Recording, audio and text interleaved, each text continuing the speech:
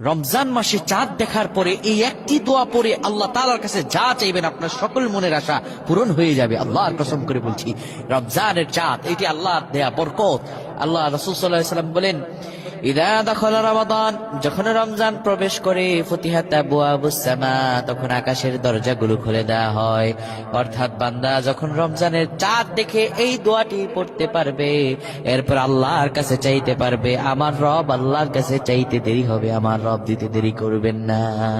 সুবহানাল্লাহ। ভাইরা আমার, আপনি রমজানের চাঁদ দেখার পরে এই একটি দোয়া পরে আল্লাহর কাছে যা চাইবেন আল্লাহ আপনাকে তাই দান করে দিবেন। ঋণগ্রস্ত আছেন, বিপদে আছেন, কত অসহায় অবস্থায় আছেন, আপনি কোনো কিছু থেকে উত্তরণ করতে পারছেন না, ব্যবসা করে উন্নতি করতে পারছেন না, কিছুতেই এই উন্নতি হচ্ছে না, আপনি আমলটি করে দেখেন, আল্লাহ নসিব খুলে দিবে, ভাগ্য খুলে দিবে। আল্লাহ কসম করে বলছি প্রিয় ভাইরা আমার, এই আমলটি বেশি বেশি করবেন আপনারা, এই আমলটি শেয়ার করে দিবা। যুবকেরা তোমরা এটি ফেসবুকে যখনই পাবা, যেখানেই পাবা, শেয়ার করে দিবা। কারণ রাসূল সাল্লাল্লাহু আলাইহি ওয়াসাল্লাম বলছেন, তুমি আমল না করেও সওয়াব পাবা। বাল্লিগু আন্নি ওয়ালাউ আয়া, একটি আমল শোনার সঙ্গে সঙ্গে যদি সেটি অন্যের কাছে তুমি পৌঁছে দাও।